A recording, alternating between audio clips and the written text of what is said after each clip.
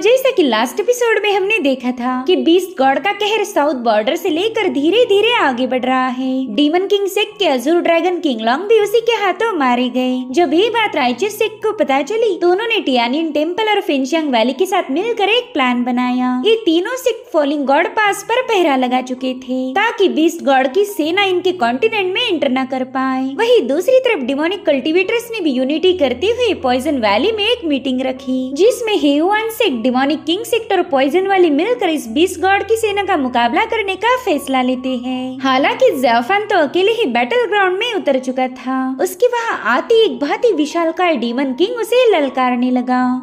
अब आगे तो इस एपिसोड की शुरुआत में हम ज़ेफान और डीमन किंग के दरमियान की फाइट को देख पाते हैं। ज़ेफान उस पर कई सारे पावरफुल हमले किए जा रहा था, मगर उसने नोटिस किया कि इस डीमन पर इसके हमलों का कोई असर नहीं हो रहा। साथ ही ज़ेफान को पता चला कि वो डीमन किंग रोर करते हुए दूसरे डीमंस को भी ऑर्डर दे सकता है। तो सभी डीमन ज़ेफान पर टूट पड़े।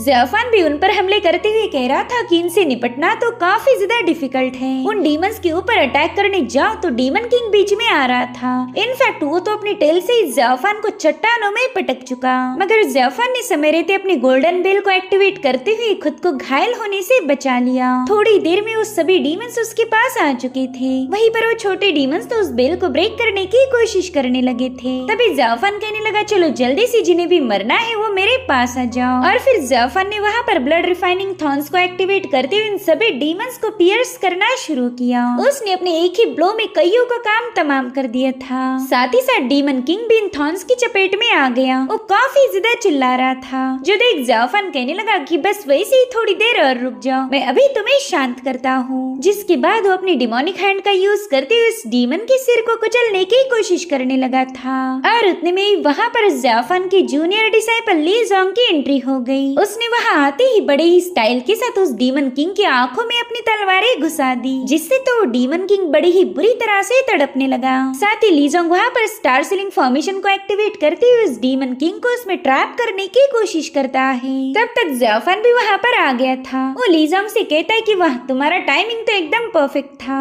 जिस पर ली जोंग जवाब देते हुए कहने लगा कि मैं अपने वाइस सेक्ट मास्टर की इम्पोर्टेंट मैटर को कभी डिले नहीं कर सकता। इधर वो डीमन किंग बुरी तरह से झटपटाने लगा। उसे बस स्टार सीलिंग फॉर्मेशन से बाहर निकलना था, मगर ज़ेफान के वहाँ होते हुए ये पॉसिबल नहीं। अब वो सीधे उस डीमन किंग के सिर पर अटैक करने के लिए पहुंच चुका था, मगर तभी उस डीमन किंग की बॉडी से एक और पर्सन बाहर आ गया। उसने ज़ेफान के अटैक को रोक लिया था, जो देखकर ली जोंग और ज़ेफान दोनों भी शॉक हो गए। वे बंदा कोई और नहीं बल्कि अजूर ड्रैगन किंगलोंग था, जो कि एक दिन पहले इस साउथ बॉर्डर पर मारे गए थे। उन्होंने बड़े ही कूल अंदाज में ज़ेफान के अटैक को काउंटर करते हुए उसके पीछे पुश कर दिया। ज़ेफान उस डीमन किंग से कह रहा था कि तुमने अजूर ड्रैगन को मारा था और अब वो तुम्हारे गुलाम बन चुके हैं। वेल, इस बीस्ट का नाम था टाइगर डीमन किंग। अब ये सीन यहीं पर कट होकर हमें पॉइजन वैली का मेन हॉल दिखाया गया, जहाँ पर हेयुआन सेक्ट की होली मदर कह रही थी कि बीस्ट टाइड काफी ज्यादा भयानक है। ह्यूमंस के पास इतनी स्ट्रेंथ ही नहीं जो इसे रोक पाए। सो गाइस, बीस्ट टाइड का यहाँ पर मतलब था डिमोनिक बीस्ट का सैलाब, जिसे डीमन किंग लीड कर रहे थे। इसमें मामूली से डीमन को लेकर खतरनाक से खतरनाक बीस्ट मौजूद है। सो होली मदर डीमन किंग से कहने लगी कि आपने किंगलोंग को सदर्न बॉर्डर पर भेज दिया था, मगर उनकी शायद अभी तक कोई खबर नहीं आई। भले ही पॉइजनस वैली के पास जियोग्राफिकल एडवांटेज है, मगर सिचुएशन आउट ऑफ कंट्रोल होते ही हम सब मारे जाएंगे। तो क्या सेक्ट लीडर किनरयू के पास कोई ऐसी स्ट्रेटेजी है जिसका यूज करके हम बच पाए? जिस पर किनरयू कहने लगा कि सीनियर, अगर मेरे पास कोई स्ट्रेटेजी नहीं होती तो भला मेरे जैसा मामूली सा जूनियर आप लोगों को यहाँ पर इनवाइट क्यों करता? आप लोगों को डिसअपॉइंट करना मेरा बिल्कुल भी मकसद नहीं है। आप लोग मेरे साथ चलिए, मैं आपको कुछ दिखाना चाहता हूँ। जिसके बाद ये लोग किनरयू के साथ एक डाइस की तरफ जाने लगे। किनरयू बता रहा था कि मेरे पॉइजनस वैली के एंसेस्टर ने न जाने कितने साल कड़ी मेहनत करके स्पिरिचुअल एनर्जी के फ्लो को अर्थ प्रिंसिपल के साथ कंबाइन करके फॉर्मेशन डिजाइन किया था। अगर ये एक बार एक्टिवेट हो जाए तो इसमें सितारों को मूव करने की पावर है। इनफैक्ट ये गैलेक्सी में चल रहे कॉन्स्टेलेशंस को भी बदल सकता। तो डीमन किंग थोड़े से डाउटफुल होकर इस फॉर्मेशन की तारीफ कर रहे थे। किनरयू ने बताता है कि मेरे मास्टर ने मरने से पहले मुझे कई बार समझाया था कि मैंने इस फॉर्मेशन को एक्टिवेट नहीं करना है। ये मैं तभी करूँगा जब हमारा सेक्ट पूरी तरह से तबाही के कगार पर खड़ा हो। इसके अलावा ये फॉर्मेशन में एक्टिवेट नहीं कर सकता। साथ ही यहाँ पर किनरियो ने चुपके से अपने जेड सील को भी बाहर निकाल लिया था। उस फॉर्मेशन को एक्टिवेट करते हुए कहने लगा कि अब हमारे सेक्ट पर ही नहीं बल्कि पूरी दुनिया पर ही एक बहुत बड़ा खतरा मंडरा रहा है, इसलिए मैंने अपने इस फॉर्मेशन को आप सभी के सामने रिवील कर दिया, वरना ये तो मेरे सेक्ट का बहुत बड़ा सीक्रेट वेपन था। उतने में ही किनरियो के लोग आकर उसे इन्फॉर्म करते हैं कि बीस्ट टाइड हमारे काफी करीब पहुंच चुकी है, हमने जल्दी से तैयारियां शुरू कर देनी चाहिए। तो किनरियो इन सभी को बताने लगा कि भले ही मेरे पास ही जानलेवा फॉर्मेशन है, मगर आपका ये जूनियर इतना पावरफुल नहीं जो इस फॉर्मेशन की पावर को अकेले हैंडल कर पाए। तो अगर जरूरत पड़ गई तो मैं आप सभी से रिक्वेस्ट करूंगा कि इस फॉर्मेशन की कोर को एक्टिवेट करने में मेरी मदद कीजिए। बस हमारे सेफ रहने का यही एक रास्ता है। जिस पर होली मदर कहने लगी कि आपने ओपनली अपने फॉर्मेशन के बारे में हमें बता दिया, मुझे आपकी ईमानदारी काफी ज्यादा पसंद आई, इसलिए मैं जरूरत पड़ने पर अपनी तरफ से कोई कसर नहीं छोड़ूंगी, आपको पूरा सपोर्ट प्रोवाइड किया जाएगा। साथ ही वो डीमन किंग से भी उनकी राय पूछने लगी। तो कहते कि हमारे तीनों सेक्ट अब लाइफ एंड डेथ को एक साथ फेस करने वाले हैं, इसलिए मेरा डीमन किंग सेक्ट अपना पूरा सहयोग देकर इस मिशन को कंप्लीट करने में मदद करेगा। जिस पर किनरियो कहने लगा कि आप दोनों काफी ज्यादा एक्सपीरियंस्ड और पावरफुल हैं, तो मैं चाहता हूँ कि आप दोनों मिलकर आगे की सारी प्लानिंग को डिसाइड करें। और रही बात वैली के एंट्रेंस को प्रोटेक्ट करने की, तो उसकी जिम्मेदारी मैं उठाता हूँ। जिस पर डीमन किंग और होली मदर दोनों भी अग्री हो गए। हालांकि फेरी जिन काफी ज्यादा चालाक है। वो कह रही थी सेक्ट लीडर किनरियो, मेरे ख्याल से आपको अकेले एंट्रेंस पर भेजना बिल्कुल भी सही नहीं होगा, तो क्यों ना मैं भी आपके साथ चलूं। हम दोनों मिलकर दुश्मनों का मुकाबला करके एक दूसरे को सपोर्ट कर सकते हैं। जिस पर किनरियो कहता है, अगर गोल्डन फेरी खुद होकर मेरी हेल्प करना चाहती है तो इससे अच्छी खबर कोई हो ही नहीं सकती। प्लीज आप मेरे साथ चलिए, हम दोनों मिलकर दुश्मनों की वाट लगा देंगे। अब हमें फॉलिंग गॉड पास का सीन दिखाया गया, जहाँ पर राइचियस पाथ के डिसाइपल्स कई सारे डीमंस का खात्मा करने में लगे हुए थे। वहीं पर सीनियर शाओ फ्लाई करते हुए कई सारे डीमंस को खत्म करते हुए लीजुन के पास पहुंच गया।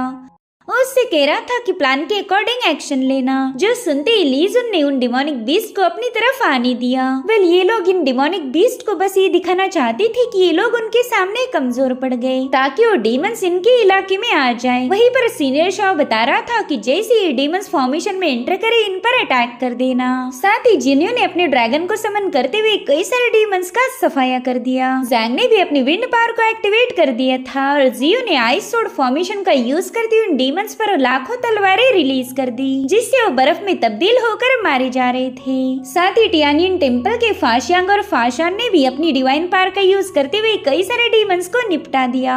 मगर तभी वहाँ पर एंट्री हुई डीमन किंग की। सीनियर शाओ कह रहा था कि हमें कुछ भी करके इस डीमन किंग को हमारे फॉर्मेशन तक लाना होगा, फिर हम सब मिलकर इसे खत्म करेंगे। तो लीजुन ने तुरंत ही अपने डिसाइपल को फायर चेन्स एक्टिवेट करने का हुक्म दिया। इन्होंने बर्निंग फ्लेम्स, फायर चेन्स और नेदर फायर जैसी कई सारी मूव का यूज करते हुए उस डीमन किंग पर हमला कर दिया था। मगर उस डीमन किंग की बॉडी से बहुत ही स्ट्रेंज ऑरा रिलीज होने लगी, जिसके कांटेक्ट में आते ही फेंशियांग वैली के कई सारे डिसाइपल्स मारे गए। जो देखकर जैंग, जी और टियानियन टेम्पल के लोग तुरंत ही उनकी मदद करने पहुंच जाते हैं। लीजुन बता रहा था कि ये डीमन किंग अपने माथे से बहुत ही स्ट्रॉन्ग पॉइजन रिलीज कर रहा है। ये पॉइजन हमारे सभी स्पेल को डिस्ट्रॉय कर सकता, इसलिए जल्दी से पीछे हट जाओ। तो अब ये लोग जैसे तैसे उस पॉइजन से बच के दूर हट गए, मगर लीजुन बुरी तरह से घायल हो चुका था। सीनियर शाओ कहने लगे कि फेंशियांग वैली के कल्टीवेटर्स के पास प्योर यांग की पावर है, जो कि डिमोनिक बीस्ट को रिस्ट्रेन कर सकती, मगर इस डीमन पर इनकी यांग फायर का कोई भी असर नहीं हो रहा। खैर, जैंग और जियो, तुम दोनों मिलकर इस डीमन किंग को रिस्ट्रेन करने में मेरी मदद करो।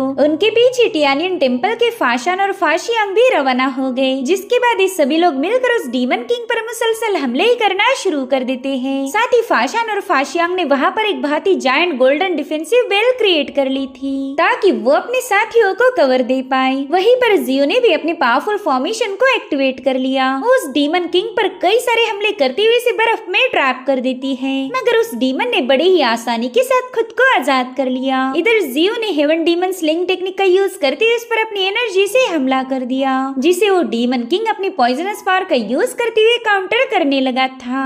उन दोनों की पावर्स में वहाँ पर एक जोरदार क्लैश हो चुका चुका था। वही दूसरी तरफ ज़ाओफान और किंगलोंग के दरमियान भी मुकाबला शुरू हो चुका था। इसी दरमियान ज़ाओफान बताता है कि गॉड्स और डीमंस के रिकॉर्ड के अकॉर्डिंग जो भी डीमंस दूसरों को डिवावर करके उनकी स्पिरिट को रिफाइन कर सकते हैं, वो उन मरे हुए लोगों को आजाद नहीं होने देते। वो मरे हुए लोग कभी भी रीइंकार्नेट नहीं हो सकते। और इस डीमन के हाथों मरने की वजह से सीनियर किंगलोंग की भी ऐसी ही हालत हो गई। इधर वो डीमन किंग ली जोंग को निगलने ही वाला था कि तभी ज़ाओफान ने अपने वेपन से उस डीमन पर अटैक करते हुए ली जोंग को बचा लिया। उतने में ही किंगलोंग ज़ाओफान पर हमला करने की पूरी कोशिश में थे, तो ज़ाओफान जैसे तैसे उसे डॉच करने लगा। वहीं पर ली जोंग अज़ूर ड्रैगन से पूछ रहा था कि आपको आखिर हो क्या गया है, आप हमारे वाइस मास्टर पर हमला क्यों कर रहे हो? मगर किंगलोंग ने तो उस पर हमला भी कर दिया। इधर जी उस डीमन पर पावरफुल ब्लो हिट कर चुकी थी। वो सोचती कि मैंने हेवनली बुक और अज़ूर क्लाउड टेक्निक दोनों को मर्ज करके इस पर हमला किया, मगर फिर भी ये डीमन मारा नहीं गया। पता नहीं इसे मारने के लिए हमें कौन सी टेक्निक का यूज करना होगा। तभी ये लोग नोटिस करते हैं कि जियो के अटैक की वजह से वो डीमन बुरी तरह से घायल हो चुका है।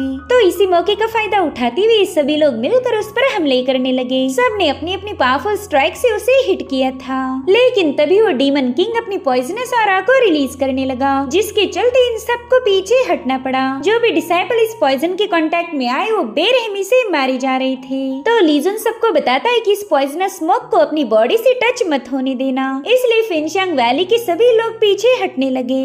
उतने में ही उस डीमन किंग ने अपनी जबरदस्त पावर का यूज करते हुए डिफेंसिव गोल्डन बेल पर अटैक करना शुरू कर दिए, ताकि इस बेल में छुपे हुए सभी इलाइट डिसाइपल्स को एक ही चुटकी में खत्म कर पाए। वहीं पर फाशान और फाशियांग मिलकर उस गोल्डन बेल को बचाने के लिए अपनी जी जान लगा देते हैं, मगर उस डीमन किंग ने बाजी मार ली थी। उस डीमन किंग ने फाइनली उस गोल्डन बेल को ब्रेक कर दिया था। वहीं पर सीनियर शाओ अपने साथियों को बता रहा था कि हमारे कॉन्टिनेंट के सभी मॉर्टल लोग नॉर्थ दिशा की तरफ जा चुके हैं, वो ज्यादा दूर नहीं गए होंगे। अगर हम इन डीमंस को रोक नहीं पाए तो सभी लोग इनके हाथों मारे जाएंगे, इसलिए हम फॉलिंग गॉड पास को किसी भी कीमत पर हार नहीं सकते। इस किले को हमें बचाना ही होगा, वरना फिर ये समझ लो कि हमारी दुनिया तबाह हो जाएगी। इसलिए अपनी आखिरी सांस तक मेरा साथ दो, ताकि हम इस दुनिया को बचाने की एक कोशिश कर पाए। जिसके बाद ये लोग तुरंत ही उस डीमन किंग पर हमला करने के लिए रवाना हो गए। इधर अज़ूर ड्रैगन किंगलोंग को आउट ऑफ कंट्रोल होता हुआ देखकर ज़ाओफान उसे अवेकन करने की कोशिश करने लगा। भले ही ज़ाओफान उन पर अटैक करता है, मगर ये हमले तो बस उन्हें अवेकन करने के लिए थे। मीनवाइल किंगलोंग अपने 2 अज़ूर ड्रैगन्स को रिलीज करते हुए ज़ाओफान पर हमला कर देता है। तो ज़ाओफान ने भी soul capturing and seizing technique का यूज करते हुए सीधे किंगलोंग को दबोच लिया। तभी किंगलोंग उससे कहने लगे कि प्लीज मुझे आजाद करो, जिसके चलते ज़ाओफान उन्हें चट्टानों में पटकते हुए सीधे अपनी फायर बर्निंग ब्लड डिवावरिंग मेस उनके अंदर घुसा चुका था। ज़ाओफान समझ गया कि जिस भी डिमोनिक टेक्निक का यूज करके किंगलोंग को स्पिरिट स्लेव बनाया था, वो ज़ाओफान की सोल डिवावरिंग ऑर्ब के सामने टिक नहीं सकती। यानी कि ज़ाओफान के वेपन में वो पावर थी जो कि किसी भी स्पिरिट को डीमन के चुंगल से आजाद करवा दे। किंगलोंग उसे बताते हैं कि वाइस सेक्ट मास्टर, मैंने मेरी तरफ से जिन ट्राइब को प्रोटेक्ट करने की पूरी कोशिश की, जिस पर ज़ाओफान कह रहा था कि तुम्हारा ये एहसान मैं कभी नहीं भूलूंगा। तो किंगलोंग कहते कि आप ही की वजह से मैं आजाद हो पाया, इसलिए अब मेरा आप पर कोई एहसान नहीं रहा। और फिर वो ज़ाओफान का शुक्रिया अदा करते हुए फाइनली आजाद हो गए। ज़ाओफान को किंगलोंग की मौत से काफी ज्यादा दुख हुआ था। वो कहता है कि आपका काइंडनेस मैं जरूर से रिपे करूंगा। जिसके बाद वो सीधे उस डीमन किंग का मुकाबला करने के लिए रवाना हो जाता है। वही दूसरी तरफ ली जोंग उस डीमन किंग की ताकत को देखकर काफी ज्यादा पैनिक हो गया था। ये लोग चाहे कुछ भी क्यों न कर ले, उस डीमन किंग को हरा नहीं पा रहे थे। इनफैक्ट दूसरी तरफ राइचस सेक्ट के कल्टिवेटर्स ने भी उस पर अपनी स्पेशल टेक्निक से हमले करके वो पीछे हट गए। इन लोगों ने मिलकर उस डीमन किंग को बुरी तरह से घायल कर दिया था। लेकिन तभी ये लोग देखते हैं कि वो डीमन किंग अपनी बॉडी से रिलीज होने वाले पॉइजन से ही खुद को हील कर रहा है। यानी कि इस डीमन के पास ऑफेंस, डिफेंस और हीलिंग ऐसी तीनों एबिलिटीज थी। जियो कह रही थी कि इस डीमन की बॉडी में बहुत ही स्ट्रेंज पॉइजन मौजूद है। अगर हम उसे घायल करें और ये खुद को हील करता रहा तो शायद हम इसे ज्यादा देर तक होल्ड नहीं कर पाएंगे। और तभी हजारों लाखों की तादाद में डिमोनिक बीस्ट वहाँ पर आ चुके थे। तो सीनियर शाओ कहने लगे कि हम इनमें से किसी एक भी बीस्ट को जिंदा नहीं छोड़ सकते, तो चलो जल्दी से तैयार हो जाओ। वहीं दूसरी तरफ ज़ाओफान के लोग जिस डीमन किंग का मुकाबला कर रहे थे, उस डीमन किंग ने जितने भी कल्टिवेटर्स को अभी तक मारा था उन सभी की स्पिरिट को उसने वहाँ पर समन कर लिया। सो बेसिकली इन डिमोनिक बीस्ट की खास बात ये थी कि ये सिर्फ इंसानों को खत्म ही नहीं करते, बल्कि उनकी मौत के बाद उनके स्पिरिट को भी अपना गुलाम बना सकते हैं। इतने सारे स्पिरिट्स को देखकर ली जोंग काफी ज्यादा पैनिक हो गया। उतने तभी ही ज़ाओफान बीच में आकर अपने सोल डिवावरिंग वेपन से उसे रोकने लगता है। साथ ही वो लीजोंग से कह रहा था कि बस थोड़ी देर के लिए इसे होल्ड करके रखो, तब तक मैं स्पिरिट स्लेव्स को हटाने की कोशिश करूंगा। वेल यहाँ पर ज़ाओफान को इन डीमंस की टेक्निक के बारे में पता चल चुका है। इसका नाम था डीमंस घोस्ट पाथ। अगर ये टेक्निक सभी मरे हुए लोगों को अपना गुलाम बना सकती है तो ये बिल्कुल भी मामूली नहीं थी। इसलिए ज़ाओफान ने माइंड ब्रेक बैरियर्स को एक्टिवेट करते हुए उस डीमन किंग की रियल पावर को चेक किया और यहाँ पर उसे इस डीमन का पावर सोर्स मिल चुका था। ये डीमन सोल लॉक का यूज करके इन स्पिरिट की ताकत का यूज कर रहा था। इधर लीजोंग ने फॉरेस्ट ऑफ हेलवेल टेक्निक को एक्टिवेट करते हुए वहाँ पर एक शील्ड फॉर्म कर ली। फिर वो इवल शैडो बाइंड से कई सारी शक्ल्स रिलीज करते हुए उस डीमन किंग को जकड़ लेता है। साथ ही साथ ज़ाओफान ने भी 10,000 शक्ल्स स्कैटर 10,000 स्पिरिट रिलीज का यूज करते हुए इस बीस्ट पर ब्रूटल अटैक कर दिया।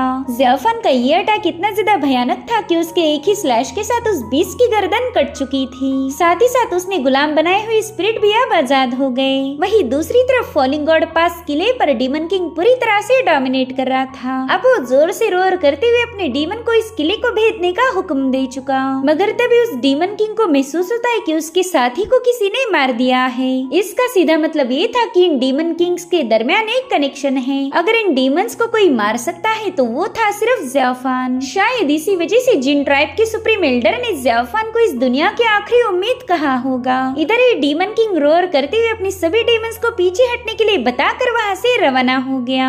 राइचियस पाथ के डिसाइपल्स तो ये सब देखकर काफी ज्यादा हैरान हो गए। उन्हें समझ नहीं आ रहा था कि आखिर ये डिमोनिक बीस्ट यहाँ से पीछे क्यों हट रहे, जबकि वो तो आराम से फॉलिंग गॉड पास को जीत सकते थे। सीनियर शाओ कहते हैं कि सभी डीमन साउथ वेस्ट की तरफ निकल चुके हैं। मेरे ख्याल से जरूर से वहाँ पर कुछ हुआ होगा, इसलिए तो ये सभी डीमंस पीछे हट गए। चलो अब जल्दी से खुद को हील करके थोड़ा सा रेस्ट कर लो, हो सकता है कि बीस्ट टाइड दोबारा से वापस आ जाए। मगर जियो को कहीं ना कहीं लग रहा था कि डिमोनिक बीस्ट के वापस जाने के पीछे ज़ाओफान जिम्मेदार हो सकता है। इसलिए वो सीनियर शाओ से कह रही थी कि ये मसला काफी ज्यादा सस्पिशियस है, इसलिए मैं साउथ वेस्ट में जाकर इसे इन्वेस्टिगेट करती हूँ। हालांकि सीनियर शाओ को उसका ये फैसला बिल्कुल भी अच्छा नहीं लगा। वो कहते हैं कि साउथ वेस्ट में अकेले जाना खतरे से खाली नहीं। तभी जैंग कहता है कि जिनी और मैं भी उनके साथ जाएंगे ताकि हम एक दूसरे का ख्याल रख पाए। इसलिए सीनियर शाओ भी उनकी बात मान जाता है। वो कह रहा था कि बस केयरफुल रहो, अगर कहीं पर डिमोनिक बीस्ट नजर आए तो भी उनके साथ फाइट मत करना। जिसके बाद इस सभी लोगों ने अलविदा कहकर साउथ वेस्ट की तरफ रवाना हो गए। सीनियर शाओ लीजुन से कह रहा था कि अब हम भी अज़ुर क्लाउड पीक पर वापस जाएंगे ताकि यहाँ की सिचुएशन के बारे में हम अपने मास्टर्स को रिपोर्ट कर पाएं। जिसके बाद हम वापस आकर इस इलाके को गार्ड करेंगे। अब सीन शिफ्ट होकर हम पॉइजन वैली के डिसाइपल्स को देख पाते हैं, जो कि अपने सामने आने वाले डीमंस को पॉइजनस अटैक करके खत्म किए जा रहे थे। गोल्डन फेरी जिन किनरियो से कह रही थी कि आपके पास जियोग्राफिक एडवांटेज है, आप बड़ी ही आसानी से इन डिमोनिक बीस्ट को माउंटेन और रिवर की पावर का यूज करके खत्म कर सकते हो, तो फिर आपको यहाँ पर पर्सनली आने की क्या जरूरत थी। जिस पर किनरियो कहता है कि मेरे ख्याल से फेरी जिन मजाक कर रही, जैसा कि आपको पता ही होगा मेरा पुराना दोस्त वैली में अभी तक नहीं आया, इसलिए तो इस बेचारे किनरियो को अपने दोस्त ज़ाओफान की काफी ज्यादा फिक्र हो रही। और उतने में ही वहाँ पर रेड ऑरा फैलने लगी थी, जो कि ज़ाओफान की स्पेशलिटी है। ज़ाओफान उस डीमन किंग के सिर को काट कर घसीटते हुए अपने साथ लाया था, जिसके बाद उसे किनरियो के सामने फेंकते हुए जंप लगाकर उस डीमन किंग के सिर पर कूद गया। फेरीजिन कहती है कि जब भी वाइस सेक्ट मास्टर ज़ाओफान कोई एक्शन लेता है तब वो पूरी जमीन को ही हिला के रख देता, और तुम्हारा ये वाला कारनामा भी अर्थ शटरिंग था। साथ ही फेरीजिन कहती है कि इस डीमन के पास तो बहुत ही स्ट्रेंज पावर है, ऐसी पावर तो बस उसी डीमन के पास हो सकती जिसने हजारों साल कल्टीवेट किया हो। इनफैक्ट इस डीमन का सिर भी किसी रेयर ट्रेजर से कम नहीं है। तभी ज़ाओफान अपनी सोल कैप्चरिंग ब्लड डिवावरिंग मेस उस डीमन के खोपड़ी में घुसाते हुए किनरियो से कहने लगा कि मेरी तरफ से इस छोटे से तोहफे को एक्सेप्ट कीजिए। जिस पर किनरियो कहता है कि ये डीमन किंग एक हेवनली मटेरियल के साथ साथ अर्थली ट्रेजर भी है, मगर फिर भी ज़ाओफान ऐसे ही फ्री में मुझे दे रहा। मुझे समझ नहीं आ रहा कि ज़ाओफान ने मुझे इतना स्पेशल गिफ्ट क्यों दिया। दरअसल ज़ाओफान ने लीजोंग को उस बीस्ट के सिर में ही कहीं पर छुपने के लिए बता दिया था। तो ज़ाओफान किनरियो की तरफ आगे बढ़ते हुए उसे बताने लगा कि तीनों सेक्ट अब एक साथ जुड़ चुके हैं, इसलिए हम दोनों ने भी पुरानी बातें भूलकर एक नई शुरुआत करनी चाहिए। जिस पर किनरियो कह रहा था ठीक है, मैं तुम्हारी इस तोहफे को पॉइजनस वैली की तरफ से एक्सेप्ट करता हूँ। और फिर वहाँ पर पॉइजनस स्मोक फैलते हुए डीमन किंग का सिर वहाँ से गायब हो गया। दरअसल किनरियो पर भरोसा करना ज़ाओफान के लिए थोड़ा सा डिफिकल्ट था, इसलिए उसने अपनी तरफ से एक एक जाल बिछा दिया और उतने में वहाँ की जमीन काफी तेजी से शेक होने लगी। दरअसल बीस्ट टाइड ने पॉइजनस वैली पर हल्ला बोल दिया था, जो देख फेरी जिन कहती कि तुम लोग ऐसे ही तमाशा देखोगी या फिर डीमंस को मारोगी भी। जिस पर ज़ाफन कह रहा था कि सेक्ट लीडर किनरियो के यहाँ होते हुए आपको घबराने की कोई जरूरत नहीं है। जो सुनते ही किनरियो वाटर और अर्थविंड की पावर का यूज करते हुए वहाँ पर एक फॉर्मेशन सेटअप करने लगा, जो कि उस पूरी जगह को कवर कर लेता है। इस बैरियर को टच करते ही वो डीमन अब मारे जा रहे थे। साथ ही हम ज़ाफन के फेस पर एक स्माइल देख पाते हैं। उसने किनरियो को अपनी पावर्स रिवील करने के लिए मजबूर किया था। वहीं पर किनरियो कहने लगा कि मेरे दोस्त ज़ाफन ने मेरे लिए काफी प्रेशियस गिफ्ट लाया था, इसलिए अब किनरियो भी उसकी अच्छे से मेहमान नवाजी करेगा। आफ्टर ऑल ज़ाफन हमारे स्पेशल मेहमान जो ठहरे। तब तक वो पॉइजन रिलीज करने वाला डीमन किंग अपने एक और साथी को लेकर पॉइजनस वैली के सामने पहुंच चुका था।